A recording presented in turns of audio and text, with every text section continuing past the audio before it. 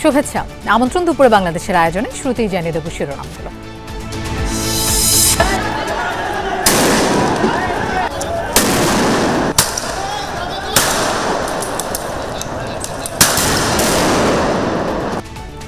মানবতা বিরোধী অপরাধের মামলায় শেখ হাসিনার বিরুদ্ধে দ্বিতীয় দিনের সাক্ষ্য গ্রহণ চলছে।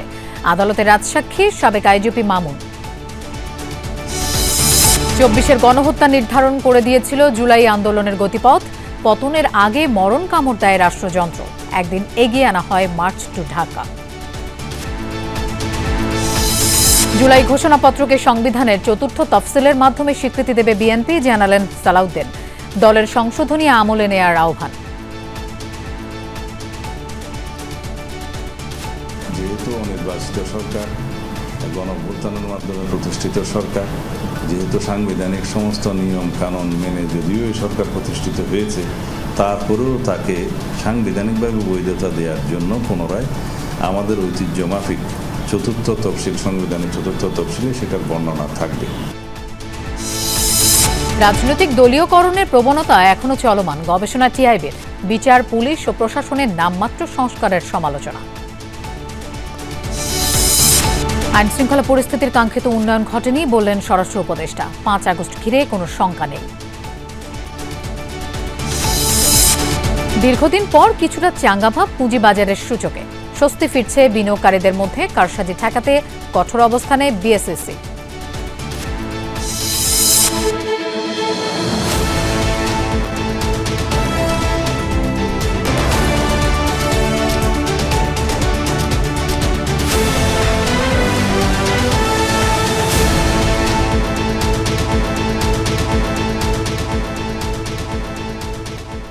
দেখছিলেন শিরোনামগুলো। এছাড়াও দেশ বিদেশের আরো খবর নিয়ে দুপুরে বাংলাদেশে আপনাদের সঙ্গে থাকছি আমি মৌসুমী আহমেদ লোপা। জুলাই গণহত্যার মামলায় আন্তর্জাতিক অপরাধ ট্রাইব্যুনালে সাবেক প্রধানমন্ত্রী শেখ হাসিনা, সাবেক স্বরাষ্ট্রমন্ত্রী আসাদুজ্জামান খান কামালের বিরুদ্ধে দ্বিতীয় দিনের সাক্ষ্য গ্রহণ চলছে। সকালে ট্রাইব্যুনালে হাজির করা হয় রাজসাক্ষী সাবেক আইজিপি চৌধুরী আব্দুল আল মামুনকে। এর আগে গতকাল সূচনা বক্তব্যের পর জুলাই অভ্যুত্থানে ৫ আগস্ট আহত খোকনচন্দ্র বর্মনের সাক্ষ্য গ্রহণ করা হয়। সেখানে তিনি জুলাই গণহত্যার মাস্টার মাইন্ড শেখ হাসিনার বিচার দাবি করেন, তুলে ধরেন বিভীষিকাময় দিনের কথা। এর আগে সূচনা বক্তব্য দেন অ্যাটর্নি জেনারেল মোহাম্মদ আসাদুজ্জামান ও চিফ প্রসিকিউটর তাজুল ইসলাম। তারা শেখ হাসিনার সর্বোচ্চ সাজা চান। গত ১০ জুলাই আন্তর্জাতিক অপরাধ ট্রাইব্যুনাল ১ জুলাই আগস্টের মানবতা বিরোধী অপরাধের মামলায় শেখ হাসিনা সহ ৩ জনের বিচার শুরুর আদেশ দেন। আসামি শেখ হাসিনা ও আসাদুজ্জামান খান পলাতক।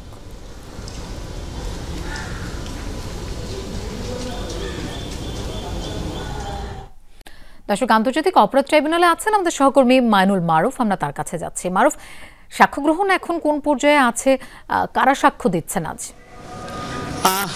মৌসুমী, এখন কিন্তু সাক্ষ্য গ্রহণ চলছে। আজ কিন্তু দ্বিতীয় দিনের সাক্ষ্য গ্রহণ চলছে এবং যে দ্বিতীয় সাক্ষী সে কিন্তু আজ সাক্ষ্য দিয়েছেন। এবং এতক্ষণ কিন্তু আমরা দেখছি যে প্রসিকিউশন তারা কিন্তু যে সাক্ষী আজকে তাকে প্রশ্ন করেছেন এবং যে তিনি কিন্তু সাক্ষ্য দিয়েছেন। একটু পরে এখন বিরতি চলছে, কিছুক্ষণ পর আবারও যখন শুরু হবে তখন যে ডিফেন্স টিম আছে তারা কিন্তু সাক্ষীকে জেরা করবেন এবং এই প্রসিডিংসে থাকছে। এবং আজকের সাক্ষীতে কিন্তু যে সাক্ষ্য দিয়েছেন একজন জুলাই আহত, যার পা এখন অনেকটাই পঙ্গু বলা যায়। সে যেমনটা জানিয়েছেন তার গুলি লেগে তার পায়ের হাড় বিচ্ছিন্ন হয়ে যায়, পা অনেকটাই বিচ্ছিন্ন হয়ে যায়। পরবর্তীতে তিনি সুচিকিৎসা পাননি। এর ফলে তার পা চিরতরে পঙ্গু হওয়ার পথে। এবং তিনি বলেছেন যে শেখ হাসিনা হাসপাতালে গিয়ে জুলাই মাসে গিয়ে নির্দেশনা দিয়েছেন হাসপাতালে নো রিলিজ নো ট্রিটমেন্ট। এবং এরপর থেকে তিনি যে ভালো চিকিৎসা তার পাননি হাসপাতালে। পরবর্তীতে যখন ৫ আগস্টের পর পট পরিবর্তন হওয়ার পর তিনি ভালো চিকিৎসা পেয়েছেন এবং তারপরও যে ক্ষতি হওয়ার তা হয়ে গিয়েছে ইতিমধ্যে। তিনি এখন পা নাড়াতে পারেন না বলে তিনি ট্রাইব্যুনালকে জানিয়েছেন এবং তিনি বলেছেন যে তিনি আজীবন পঙ্গুত্বের পথে আছেন। এ সময় তিনি তার এই ঘটনার জন্য দায়ী করেন শেখ হাসিনা, আসাদুজ্জামান খান কামাল এবং সাবেক পুলিশ প্রধান চৌধুরী আব্দুল আল মামুনকে। এবং এই সাক্ষ্য কিন্তু গ্রহণ করা হয়েছে। একটু পর আসামি পক্ষের জেরা হবে এবং তখন যে জেরায় কি উঠে আসে সেই তথ্যটি আপনার মাধ্যমে আমরা দর্শকদের জানিয়ে দেব। মৌসুমী। মারুফ, আপনাকে ধন্যবাদ আমাদের সাথে যোগ দেওয়ার জন্য। শেখ হাসিনা পতনের ঠিক একদিন আগে বেপরোয়া হয়ে ওঠে রাষ্ট্রের সশস্ত্র বাহিনীগুলো। এই দিন আন্দোলনকারীদের উপর গুলি না করার নির্দেশনা চেয়ে করা রিটও খারিজ করে দেয়া হয়। ফলে 4 আগস্ট শিক্ষার্থীদের উপর ব্যাপক হামলা চালায় বিভিন্ন বাহিনী। এরই মধ্যে ঘোষণা হয় মার্চ টু ঢাকা। সমন্বয়করা জানালেন, এই কর্মসূচি একদিন এগিয়ে আনার সিদ্ধান্ত ছিল একটা ফাঁদ। সুমাইয়া ঐশী রিপোর্টে দেখুন বিস্তারিত।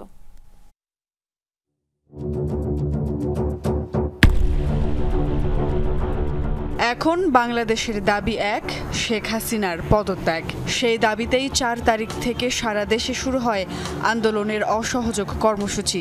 এরই মধ্যে এই দিন বিক্ষোভকারীদের ওপর গুলি না করার নির্দেশনা চেয়ে করা রিট সরাসরি খারিজ করে দেন আদালত।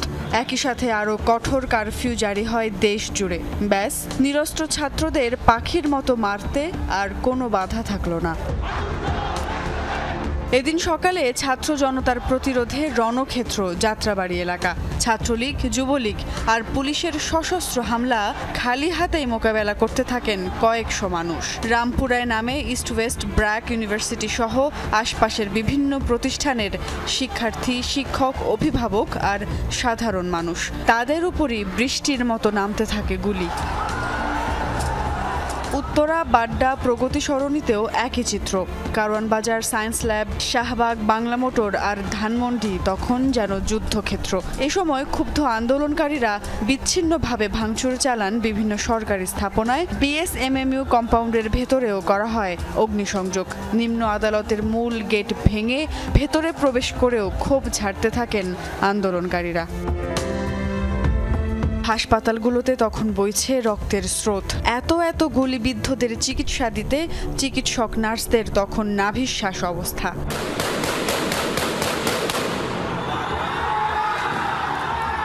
এদিকে মিরপুরে তখন দেখা যায় এক অভূতপূর্ব চিত্র। সরকার সমর্থিত বাহিনীর বিপরীতে আন্দোলনকারীদের পক্ষেই ঢাল হয়ে দাঁড়ান একদল সেনা সদস্য। এই সময় পুলিশ, ছাত্রলীগের দিকে সেনা সদস্যরা ফাঁকা গুলি ছুড়লে ভিন্ন হিসেব নিকেশের গন্ধ পায় সাধারণ মানুষ। রক্তের দাম মেটাতে সারা দেশে তখন শক্ত প্রতিরোধ ছাত্র জনতার। চট্টগ্রাম, নারায়ণগঞ্জ, সিলেট, দিনাজপুর, ঝিনাইদহ সহ গোটা দেশ রীতিমতো যুদ্ধক্ষেত্র। তখন ক্ষমতা টেকানোর শেষ চেষ্টায় সব মন্ত্রী, প্রতিমন্ত্রী আর সমস্ত সশস্ত্র বাহিনীর প্রধানদের সঙ্গে বৈঠকে বসেন শেখ হাসিনা। সেই বৈঠকেই আন্দোলনে গুলি চালাতে সেনাবাহিনীর ওপর চাপ দেন তিনি। এমন পরিস্থিতিতে ডু অর ডাই সিদ্ধান্তে আসেন সমন্বয়করা। ঘোষণা 6 তারিখ নয়, মার্চ টু ঢাকা হবে 5 আগস্ট। 5ই আগস্ট সারা দেশের মুক্তিকামী জনতাকে ঢাকার উদ্দেশ্যে রওনা হওয়ার জন্য আমরা আহ্বান জানাচ্ছি। সমন্বয়করা জানান, মার্চ টু ঢাকা একদিন এগিয়ে আনার সিদ্ধান্ত ছিল মূলত একটা ফাঁদ। শেখ হাসিনাকে একটা রিলিফ দিয়েছিলাম যে আপনার হাতে 48 ঘন্টা সময় আছে। ইন্টারনালি এটা বোঝাপড়া হয়েছিল, অনেকেই আসলে রওনা দিয়ে দিয়েছিল। ওই সময়ের ভিতরে আমরা ঘোষণা করে দিই যে একদিন আগে আনা হলো। তখন শেখ হাসিনার অ্যাকচুয়াল যে প্ল্যান, যে সে একদিন 48 ঘন্টার যে প্ল্যান করেছিল, 24 ঘন্টার প্ল্যান এবং 48 ঘন্টার প্ল্যানে তো অনেক পার্থক্য থাকে। মার্চ টু ঢাকা ঘোষণার পরই টেকনাফ থেকে তেতুলিয়ার বাতাস ভারী হয়ে ওঠে। তখন বড় কিছু একটার জন্য প্রস্তুত হচ্ছিল বাংলাদেশ। সুমাইয়া ঐশী, যমুনা নিউজ, ঢাকা। 2024 সালের 4 আগস্ট সিলেটের গোপালগঞ্জে গোলাপগঞ্জে ছাত্র জনতার আন্দোলনে শহীদ হন 6 জন। ঘটনার বছর পার হলেও এখনো স্মৃতি খুঁজে ফিরছেন শহীদ পরিবারের সদস্যরা। 1 বছরেও বিচার কাজে উল্লেখযোগ্য অগ্রগতি না হওয়ায় হতাশ তারা। শাহিন আহমেদের ক্যামেরায় সিলেট থেকে জানাচ্ছেন নাবিল হোসেন। গেল বছরের 4 আগস্ট এক দফার দাবিতে সারা দেশের মতো উত্তাল হয়ে উঠেছিল সিলেটের গোলাপগঞ্জ উপজেলা। জনতার সম্মিলিত সেই প্রতিবাদ থামাতে চলে গুলি, ঝড়ে 6টি তাজা প্রাণ। নিহতদের মধ্যে একজন শহীদ মিনহাজ। 1 বছর পেরিয়ে গেলেও ছেলে হারানোর সুখ এখনো কাটিয়ে উঠতে পারেননি তার বাবা মা। দিবারাত্রি থাকতে রাত ঘুম হয় না, 1 ঘন্টা কি আধা ঘন্টা ঘুম। এরার বিচার তাহলে আমি খুশি থাকব। আরেক শহীদ জয় আহমেদের মা এখনো খুঁজে বেড়াচ্ছেন ছেলের স্মৃতি। হলেও ফুয়াইন বারতনে বারো গেলে মায়ের চিন্তা করবা না ফুয়াবু গেছে কোনবার লাগব হলেও মাই ডাকিরা হলের মারে আমার তো ডাকলে কি তৈব আমার ইগুয়ে ডাকিরা। গেল বছরের ঠিক এদিনেই সিলেটের গোলাপগঞ্জ উপজেলার এই সড়কটি ছাত্র জনতার রক্তে রঞ্জিত হয়েছিল। আমরা স্থানীয়দের সাথে কথা বলে জানতে চাই কিভাবে শুরু হয়েছিল সেই সংঘর্ষ, কেনই বা আইন শৃঙ্খলা রক্ষাকারী বাহিনী এত বেপরোয়া হয়ে উঠেছিল। তখন দেখা হয়েছে যে 45 জনের লাগতাম না, তখন এগুলো সাইডের যে মানুষগুলো আছিল এরা মানে সাইড লইছে, তো ইয়া মাঝে দিয়ে পথ লেগেছে। আর পুলিশ যখন তার মাঝামাঝি আইছে তখন পিছ থেকে কিছু ইটা করছে, আর পিছ থেকে ইটা পড়ার লগে লগে গুলি করা আরম্ভ করছে।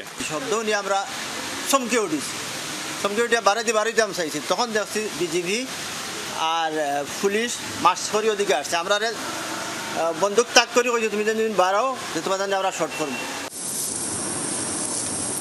এদিকে এই নারকীয় হত্যাকাণ্ডের বছর ঘুরলেও বিচারের অগ্রগতি নিয়ে হতাশ শহীদ স্বজনরা। আমার বাইরে তো মারা হয়েছে পুলিশ বিজিবি আসিল আর এসিলেন্ট আসিল, এসিলেন্টে পারমিশন দেওয়ায় পুলিশ আর বিজিবি মারছে, আমি তারা সঠিক বিচারটুকু চাইলাম। তবে পুলিশ বলছে যথাযথ প্রক্রিয়া অনুসরণ করে চলছে তদন্ত কাজ, চলতি মাসেই হবে দৃশ্যমান অগ্রগতি। পুলিশের কাছ থেকে শুরু করে রেঞ্জ ডিআইজি স্যার থেকে শুরু করে আমি নিজে আমরা সবাই এই মামলাগুলো মনিটর করতেছি এবং এর মধ্যে বেশ কয়টা মামলার আপনার তদন্তের খুব উল্লেখযোগ্য ভালো অগ্রগতি আছে। যে স্বপ্নে বিভোর হয়ে এমন আত্মদান, সেই নতুন বাংলাদেশ বিনির্মাণে এগিয়ে আসতে হবে সকলকে, এমন প্রত্যাশা শহীদ পরিবারগুলোর। নাবিল হোসেন, যমুনা নিউজ, সিলেট। জুলাই গণ অভ্যুত্থানের শহীদের গেজেট থেকে 8 জনকে বাদ দিয়ে নতুন করে প্রজ্ঞাপন জারি করেছে মুক্তিযুদ্ধ বিষয়ক মন্ত্রণালয়। তবে কেন তাদের নাম বাদ দেওয়া হয়েছে সে বিষয়ে প্রজ্ঞাপনে আলাদা করে কিছু জানানো হয়নি। গেজেট থেকে বাদ পড়া 8 জন হলেন টাঙ্গাইলের মোহাম্মদ খলিলুর রহমান তালুকদার, ঢাকার রামপুরার মুসলেউদ্দিন, নরসিংদীর জিন্না মিয়া, ঢাকার দৌলত খানের শাহজামান, ঢাকা সাফারের মোহাম্মদ রনি, নারায়ণগঞ্জের তাওহিদুল আলম জিসান, পটুয়াখালীর বশির সর্দার এবং শরীয়তপুরের বাঁধন। গেজেটে বলা হয় জুলাই গণঅভ্যুত্থানের শহীদ পরিবার ও জুলাই যোদ্ধাদের কল্যাণ ও পুনর্বাসন অধ্যাদেশ এবং রুলস অব বিজনেস অনুযায়ী এই 8 জন জুলাই শহীদের গেজেট থেকে বাতিল বলে গণ্য হবেন। জুলাই ঘোষণাপত্রকে সংবিধানের ৪র্থ তফসিলের মাধ্যমে স্বীকৃতি দেবে বিএনপি, একথা জানিয়েছেন বিএনপির স্থায়ী কমিটির সদস্য সালাউদ্দিন আহমদ। সকালে গুলশানে নিজ বাসভবনে সংবাদ সম্মেলনে তিনি বলেন, বিএনপি যে কোনো সময়ই জুলাই সনদে স্বাক্ষর করতে প্রস্তুত। এক্ষেত্রে বিএনপি সর্বোচ্চ সহযোগিতা করেছে বলে জানান তিনি। জুলাই ঘোষণাপত্রের ঐতিহাসিক ও রাজনৈতিক মূল্য আছে উল্লেখ করে তিনি বলেন, ঘোষণাপত্রের যে প্রস্তাব দেওয়া হয়েছিল সেটার ফেব্রুয়ারিতেই জবাব দিয়েছে বিএনপি। সালাউদ্দিন আহমদ আরও জানান, জুলাই ঘোষণাপত্রে বিএনপির দেয়া সংশোধনী মেনে না নেওয়া হলে ঘোষণাপত্র পাঠের পর পরবর্তী প্রতিক্রিয়া জানাবে দল। এছাড়া 6টি সংস্কার কমিশনের 19টি মৌলিক বিষয়ে আলোচনা হয়েছে ঐকমত্য কমিশনে। 19টির মধ্যে 7টিতে নোট অফ ডিসেন্ট দিয়েছে বিএনপি, 12টিতে একমত বলে জানান বিএনপির এই নেতা। বলতে ঐক্যকে শক্তিতে পরিণত করে বাংলাদেশকে একটি শক্তিশালী গণতান্ত্রিক রাষ্ট্র বিনির্মাণ। যেহেতু অনির্বাচিত সরকার, গণ অভ্যুত্থানের মাধ্যমে প্রতিষ্ঠিত সরকার, যেহেতু সাংবিধানিক সমস্ত নিয়ম কানুন মেনে যদিও এই সরকার প্রতিষ্ঠিত হয়েছে, তারপরেও তাকে সাংবিধানিকভাবে বৈধতা দেওয়ার জন্য পুনরায় আমাদের ঐতিহ্য মাফিক 4র্থ তফসিল, সংবিধানের 4র্থ তফসিলে সেটার বর্ণনা থাকবে। এবং সেই জায়গায় যে জুলাই ছাত্র গণ অভ্যুত্থানের পথ ধরে এই যে প্রতিষ্ঠা হলো সরকার, তার সকল কর্মকাণ্ডকে বৈধতা দেওয়ার একটা বর্ণনা থাকতে হয়। এটাই আমাদের ট্রেডিশন, সেই অনুসারে আমরা সেখানে স্বীকৃতি দেব, সেটা বলেছি। রাজনৈতিক দলীয়করণের প্রবণতা এখনো চলমান। এছাড়া বিচার, পুলিশ ও প্রশাসনে কাঙ্ক্ষিত সংস্কার হয়নি বলে জানিয়েছে টিআইবি। সংস্থাটির গবেষণায় এসব তথ্য উঠে আসে। সকালে রাজধানীর ধানমন্ডিতে গবেষণা প্রতিবেদন নিয়ে সংবাদ সম্মেলন করেন টিআইবির নির্বাহী পরিচালক ডক্টর ইফতেখারুজ্জামান। প্রতিবেদনে বলা হয়, নির্বাচন নিয়ে অন্তর্বর্তী সরকারের কোনো সুস্পষ্ট রোডম্যাপ না থাকায় রাজনৈতিক অস্থিরতা তৈরির শঙ্কা রয়েছে। দেশের সার্বিক পরিস্থিতি নিয়ে দেশের সাধারণ মানুষের মধ্যে কাঙ্ক্ষিত স্বস্তি নেই বলে জানান ইফতেখারুজ্জামান। গবেষণা প্রতিবেদনে বলা হয়, কর্মসংস্থান আশানুরূপ হয়নি, দরিদ্র মানুষের সংখ্যা বেড়েছে, রাজনৈতিক দলগুলোর দখল, চাঁদাবাজির সংস্কৃতি চলমান, গণমাধ্যমের স্বাধীনতা অন্তর্বর্তী সরকারের আমলেও নিশ্চিত হয়নি বলে বলা হয় টিআইবির এই গবেষণায়। 5 আগস্ট নিয়ে শঙ্কার কোনো কারণ নেই বরাবরের মতোই সতর্ক আছে সরকার, জানিয়েছেন স্বরাষ্ট্র উপদেষ্টা অবসরপ্রাপ্ত লেফটেন্যান্ট জেনারেল মোহাম্মদ জাহাঙ্গীর আলম চৌধুরী। সকালে স্বরাষ্ট্র মন্ত্রণালয় আইনশৃঙ্খলা বাহিনীর সাথে বৈঠক শেষে একথা জানান তিনি। উপদেষ্টা বলেন, আইনশৃঙ্খলা কাঙ্ক্ষিত মাত্রায় পৌঁছাতে পারেনি, তবে সরকার সর্বোচ্চ চেষ্টা করে যাচ্ছে। মব আগের চেয়ে কমেছে বলে জানান উপদেষ্টা। নির্বাচন ঘিরে আইনশৃঙ্খলা বাহিনীও সজাগ আছে। এক প্রশ্নের জবাবে তিনি জানান, যে দল বেশি দুর্বল তাকে বেশি নিরাপত্তা দেওয়া হচ্ছে। হয়তো আমরা অতটুকু উন্নতি করতে পারিনি। আর আমি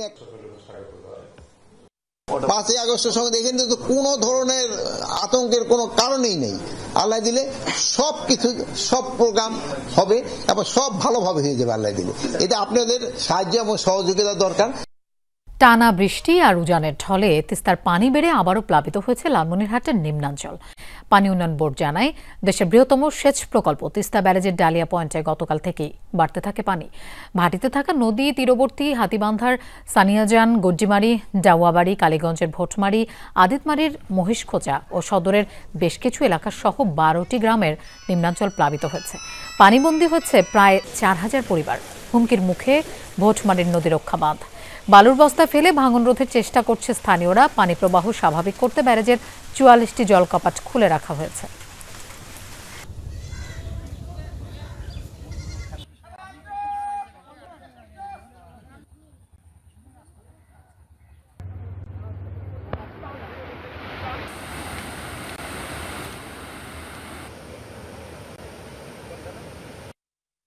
খুব সমস্যা হয়ে গেছে, বন্যা উঠে গেছে কাল রাত থেকেই পানি বাড়া। আমি যেখানে দাঁড়ায় আছি এটা একটা রাস্তা, এখানে হাঁটু পর্যন্ত পানি উঠছে আর মানুষের বাড়ি ঘরে তো পানি অনেক বেশি হয়ে গেছে। রান্না করতে পারতেছে না, খাইতে পারতেছে না। মনে করেন তাদের গরু আছে, ছাগল আছে, অনেক কিছুরই সমস্যা। এই যে মনে করেন চরের মধ্যে অনেক আবাদ করছে, এগুলো মনে করেন আবার ভাসি যাচ্ছে। আমার বাড়ি ঘর নাই, ভাঙিছে একটা ঘর, তাই এক হাঁটু পানি, এক কোমর এক হাঁটু পানি। 3 দফা দাবিতে সুনামগঞ্জে চলা অনির্দিষ্টকালের ধর্মঘট প্রত্যাহার করেছে পরিবহন শ্রমিকরা।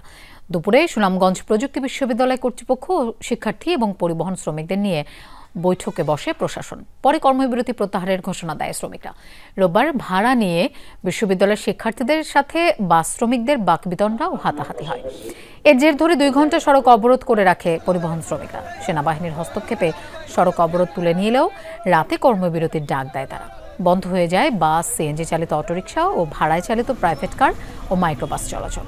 সকালে শহরের কয়েকটি পয়েন্টে যান চলাচলে বাধা দেয় পরিবহন শ্রমিকরা। ধর্মঘটের কারণে চরম ভোগান্তি পোহাতে হয় যাত্রীদের।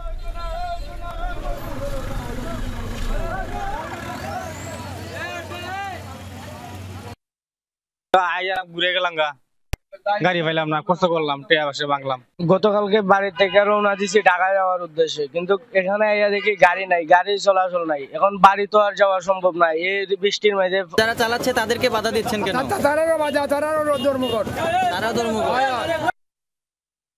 জাতীয় কবি কাজী নজরুল ইসলাম বিশ্ববিদ্যালয়ে নির্মাণাধীন ভবনের ছাদ ধসে 11 জন আহতের ঘটনাটি কি নিছকই দুর্ঘটনা? যমুনার অনুসন্ধানে নির্মাণ কাজে বড় গরমিল খুঁজে পাওয়া গেছে। প্রশ্ন উঠেছে প্রায় 70 কোটি টাকা ব্যয়ে শেষের পথে থাকা এই প্রকল্পের কাজের মান নিয়ে। ঘটনার পর নজরুল বিশ্ববিদ্যালয় কর্তৃপক্ষ ও বিশ্ববিদ্যালয় মঞ্জুরি কমিশন আলাদা 2টি তদন্ত কমিটি করেছে। প্রাথমিক তদন্তে অনিয়মের সত্যতা পেয়েছে মঞ্জুরি কমিশন। বিস্তারিত দেখুন হোসেন শাহিদের প্রতিবেদনে।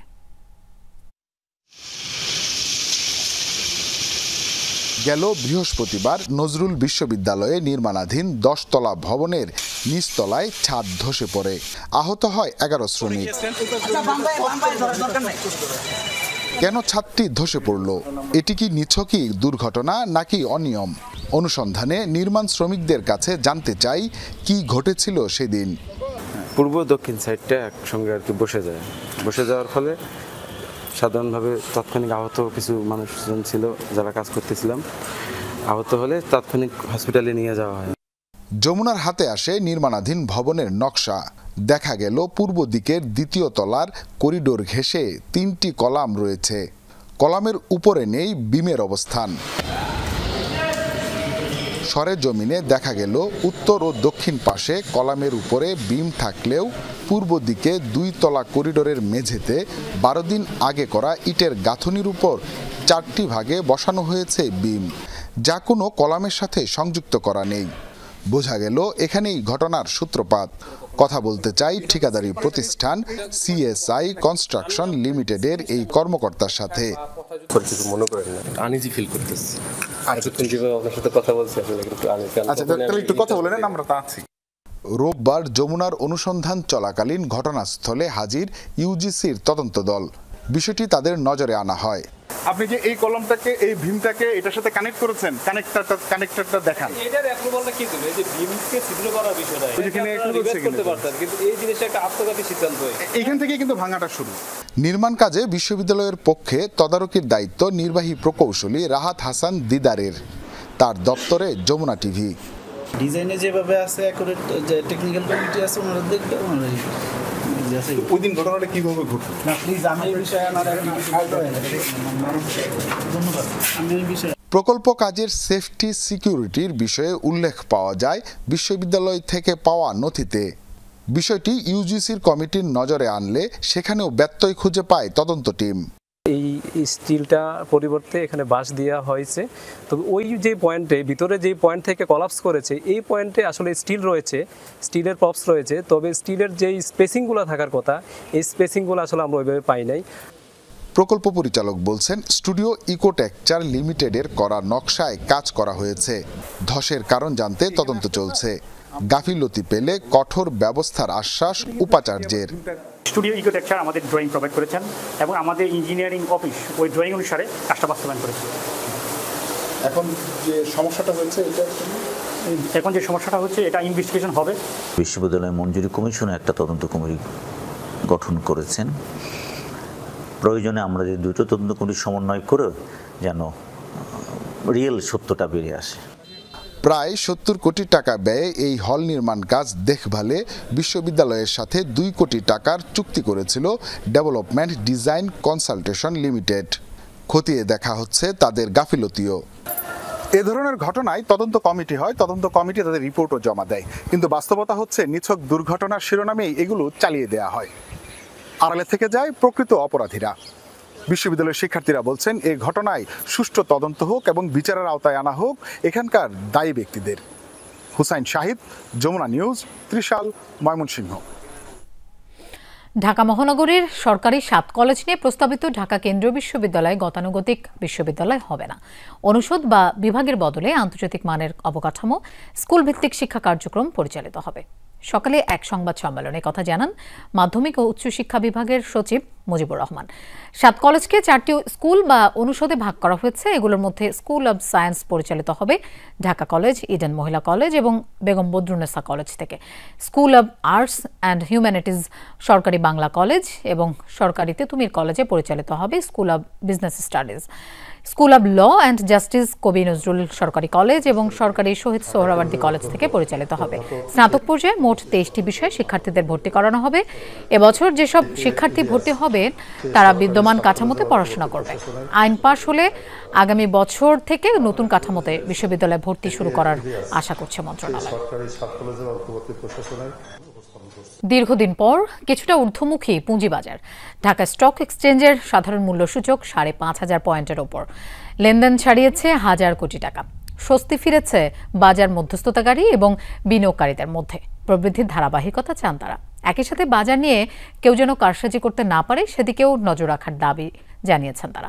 অযৌক্তিকভাবে কোনো কোম্পানির দাম বাড়ানো হলে ব্যবস্থা নেবে বিএসইসি। দীর্ঘদিনের অস্থিরতা কাটিয়ে স্বাভাবিক অবস্থায় ফিরেছে দেশের পুঁজিবাজার। লেনদেন হওয়া বেশিরভাগ কোম্পানির শেয়ারের দাম বৃদ্ধিতে বাড়ছে সূচক ও লেনদেনের পরিমাণ। 2 মাসের ব্যবধানে ঢাকা স্টক এক্সচেঞ্জের সূচক বেড়েছে প্রায় 900 পয়েন্ট। দৈনিক লেনদেন ছাড়িয়েছে 1,000 কোটি টাকার মাইলফলক। বাজার মূলধন বেড়ে দাঁড়িয়েছে প্রায় 7 লাখ কোটিতে। পুঁজিবাজারের ধারাবাহিক দর বৃদ্ধিতে খুশি বিনিয়োগকারীরা। খারাপ কোম্পানির দাম বাড়িয়ে কেউ যেন বাজারকে অস্থির করতে না পারে সেদিকে নজর রাখার দাবি তাদের। এই ভালো মার্কেটটা যেন আমরা কন্টিনিউয়াসলি থাকে, এটা যেন কেউ কোনোভাবে ম্যানিপুলেশন করে বাজারকে যেন আর ফল করাতে না পারে। কোনোভাবে একটা শেয়ার অতিরিক্ত বাড়াইয়া দেখা গেল কিছু যারা কম বুঝে তাদের উপর ঢাইলা দিল। কোনো গেমদার বা জাতীয়রা যাতে কোনো গেম করে হঠাৎ করে ক্ষুদ্র বিনিয়োগকারীদের মাথার উপরে চাপিয়ে দিয়ে সরে যেতে না পারেন, এইগুলোর প্রতি তাদেরকে বিশেষ খেয়াল রাখতে হবে। সংশ্লিষ্টরা বলছেন, অর্থনীতির বিভিন্ন সূচকের উন্নতি এবং সুদের হার কমে আসার প্রবণতায় ইতিবাচক প্রভাব পড়েছে পুঁজিবাজারে। দাম বৃদ্ধির তালিকায় ভালো কোম্পানির সংখ্যা বৃদ্ধিতে সামনের দিনেও এটি অব্যাহত থাকবে বলেও আশাবাদী তারা। আমাদের ইকোনমিক্সের যে ইন্ডেক্সগুলো আছে সেগুলো পজিটিভ, ফরেন রিজার্ভের পজিশনও ডে বাই ডে ভালো হচ্ছে, ইনফ্লেশনটা কমে যাচ্ছে এবং ব্যাংকের ইন্টারেস্ট রেটও কমে আসতেছে ধীরে ধীরে। তো সুতরাং আমরা এটা পজিটিভ বিষয় লক্ষ্য করছি এবং আমার মনে হয় যে সমস্ত বিনিয়োগকারী যারা এখানে ইনভেস্ট করেন তারা এই বিষয়ে সচেতন আছেন এবং সেই বিষয়টাই মাথায় রেখে মার্কেটে তারা নতুন করে ইনভেস্টমেন্টে আসছেন। যদি কোনো শেয়ারের দাম অনেক বেশি বেড়ে যায় তার ফান্ডামেন্টালের তুলনায়, তাহলে অবশ্যই এটাতে নজরদারি করা উচিত, ব্যাড প্লে করছে কিনা বা ম্যানিপুলেশন করার চেষ্টা করছে কিনা। যদি ম্যানিপুলেশন করার চেষ্টা করে শুধু ম্যানিপুলেটরকে আটকানো যেতে পারে, কিন্তু কোনো বিনিয়োগকারীর কে বা কোনোভাবে যেন ক্ষতিগ্রস্ত হোক এই ধরনের কোনো পদক্ষেপ আসলে নেওয়া উচিত না। কারণ যত বেশি ইন্টারভেনশন হবে বাজার আবার ক্ষতিগ্রস্ত হবে। আমরা বাজারে আসলে স্বাভাবিকভাবে খুব বেশি ইন্টারভেনশন আমরা চাই না, ইন্টারভেনশন না হোক, বাজারের গতিতে চলুক। নিয়ন্ত্রক সংস্থা বিএসইসি বলছে, বাজারে কোনো হস্তক্ষেপ নেই, তবে অব্যাহত আছে তদারকি ব্যবস্থা। কারসাজির মাধ্যমে অযৌক্তিকভাবে কোনো কোম্পানির দাম বাড়ানো হলে ব্যবস্থা নেবেন তারা। সার্ভিল্যান্সের মাধ্যমে যদি এইখানে দেখা যায় যে না, এটা অযথাই এই একটা পার্টিকুলার সিকিউরিটিজকে মূল্য বাড়িয়ে দেওয়ার চেষ্টা চলছে, কমিশন কিন্তু সেখানে ইনকোয়ারি ইনভেস্টিগেশনে যাবে এবং কমিশন এইটা সচেতন রয়েছে যে এই সুযোগে যেন খারাপ কোম্পানির শেয়ারগুলো অযথা বেড়ে যে কাউকে ক্ষতিগ্রস্ত না হয়।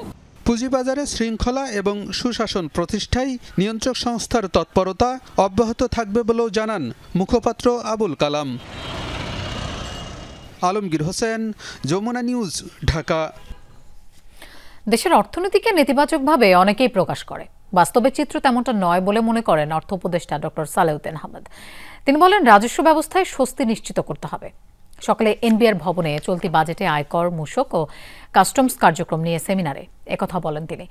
জানান, রাজস্ব আদায়ে এমন প্রযুক্তির ব্যবহার বাড়ালে তা সহজ করতে উপস্থাপন করতে হবে। শুধু আইন করেই বসে থাকলে হবে না, আইনে অনুরাগ বিরাগ থাকতে পারে, সেক্ষেত্রে আইনের সহজ বাস্তবায়ন করতে হবে। জানান, অনলাইনে রিটার্ন বাস্তবায়ন কার্যক্রম শুরু হয়েছে, এতে রাজস্ব আদায়ে আরও সহজ হবে। বক্তারা জানান, শুধু লক্ষ্য নির্ধারণই নয়, করদাতারা যাতে স্বস্তি পায় সেটি বাজেটে নিশ্চিত করেছে সরকার। জানানো হয়, কর কাঠামো সহজ করা হয়েছে যাতে করদাতারা হয়রানি ছাড়া কর জমা দিতে পারেন। চলতি সপ্তাহে রাশিয়া সফরে যেতে পারেন মার্কিন প্রেসিডেন্ট ডোনাল্ড ট্রাম্পের মধ্যপ্রাচ্য বিষয়ক প্রতিনিধি স্টিভ উইটকফ। সাংবাদিকদের সাথে প্রশ্নোত্তর পর্বে এই তথ্য নিশ্চিত করেন ট্রাম্প। জানান, আগামী বুধ অথবা বৃহস্পতিবার এই সফরে যাবেন উইটকফ। শুক্রবারের আগে যুদ্ধবিরতিতে রাজি না হলে মস্কোর উপর নিষেধাজ্ঞা জারি করার হুঁশিয়ারি দিয়েছিলেন ট্রাম্প। এই ইস্যুতেই কথা বলতে রাশিয়া যাবেন মধ্যপ্রাচ্য বিষয়ক এই প্রতিনিধি। গাজার পরিস্থিতি পর্যবেক্ষণ ও ইসরায়েলি প্রধানমন্ত্রী বেনিয়ামিন নেতানিয়াহুর সাথে আলোচনায় বসতে গেল সপ্তাহে মধ্যপ্রাচ্য সফরে যান স্টিভ, যা এখনও চলমান। এই সফর শেষেই রাশিয়ার উদ্দেশ্যে রওনা দেবেন উইটকফ।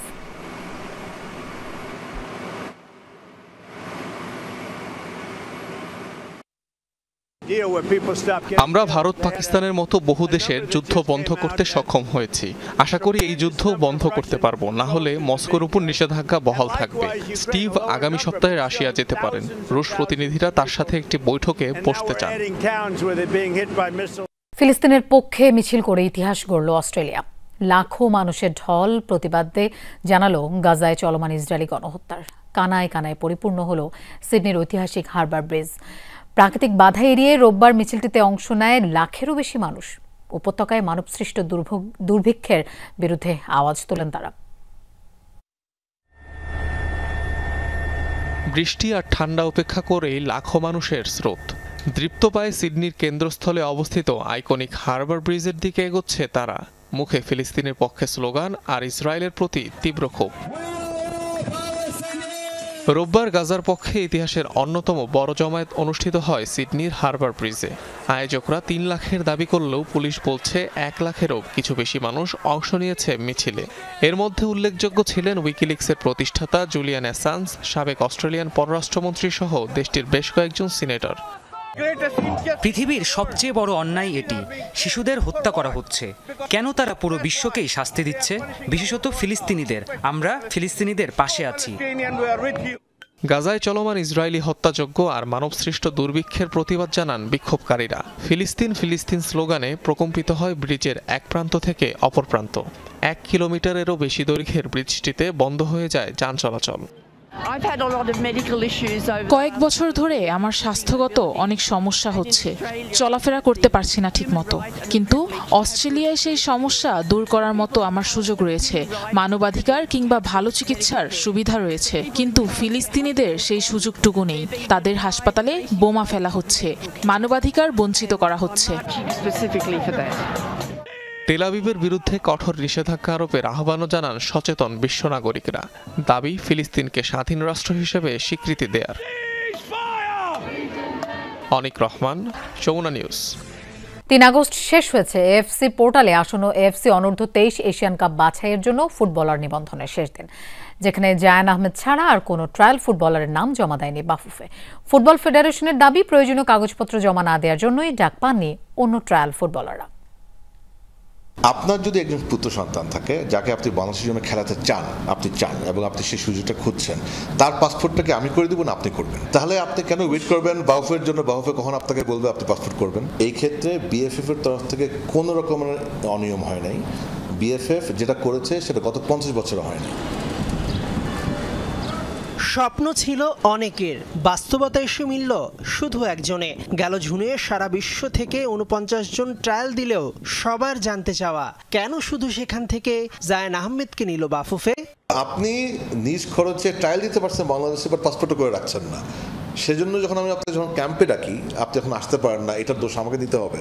হ্যাঁ, আরহাম তো ট্রায়াল মানে ও তো টেস্টেড অলরেডি, ওকে যখন টিম লাগবে তখন তাকে ডাকবে, ও তো অলরেডি খেলেও গেছে এখানে। বাফুফের সহ সভাপতির কথায় স্পষ্ট, সময় মতো পাসপোর্ট, ডুয়েল সিটিজেনশিপ পেপার সহ অন্যান্য কাগজপত্র জমা দেয়নি শর্ট লিস্টে থাকা আর কোনো ফুটবলার। নিজ খরচে পরে বাংলাদেশে আসতে চাইলেও তাই কাজ হয়নি।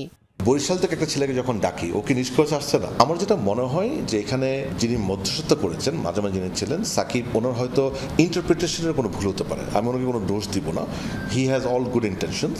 ওনার ইন্টারপ্রিটেশনে ভুল হতে পারে, এক্সপেকটেশনে ভুল হতে পারে, এবং ওনার সাথে অ্যাজ এ এজেন্ট ওই প্যারেন্টসদের কি ফাইন্যান্সিয়াল রিলেশন সেটাও আমি জানি না, আর আমি জানতে চাই as a federation, that is not my concern. 3 August ছিল এএফসি পোর্টালে এএফসি অনূর্ধ্ব 23 এশিয়ান কাপ বাছাইয়ের জন্য প্লেয়ার নিবন্ধনের শেষ দিন, যেখানে জায়ান ছাড়া অন্য কোনো ফুটবলারের নাম দেয়নি বাফুফে। তবে এখনই হতাশ হবার কিছু নেই, আগামীতে ট্রায়াল ফুটবলারদের বয়সভিত্তিক দলে খেলতে ডাকবে বাফুফে।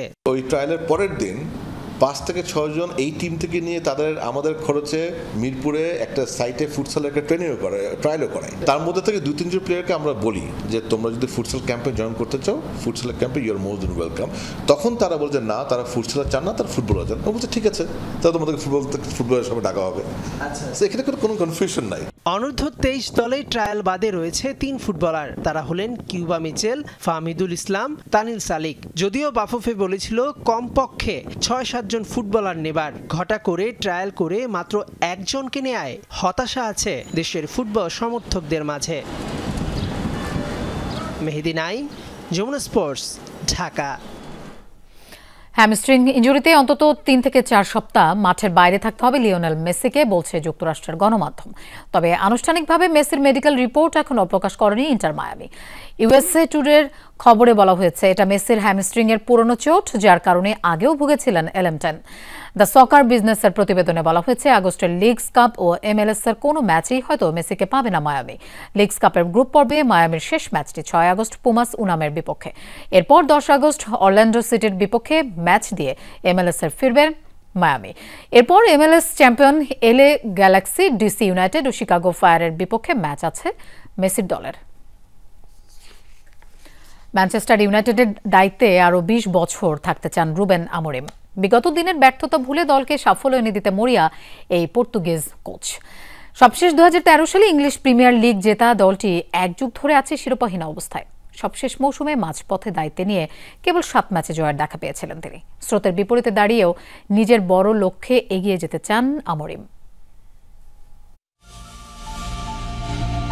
সবশেষ ইংলিশ প্রিমিয়ার লিগের আসর দুঃস্বপ্নের মতো কেটেছে ম্যানচেস্টার ইউনাইটেডের। দলের ব্যর্থতার জন্য চাকরি হারাতে হয়েছে কোচ এরিক টেন হাগকে। রেড ডেভিলস ভরসা রাখে স্পোর্টিং লিসবনকে দারুণ সাফল্য এনে দেয়া রুবেন আমোরিমের ওপর। পর্তুগিজ এই কোচের অধীনে ২৭ ম্যাচে কেবল ৭টিতে জয়ের মুখ দেখে ইংলিশ ক্লাবটি।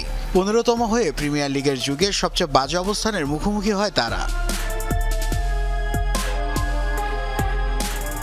স্রোতের বিপরীতে দাঁড়িয়ে নিজের বড় লক্ষ্যের কথা জানালেন দলটির কোচ রুবেন আমোরিম।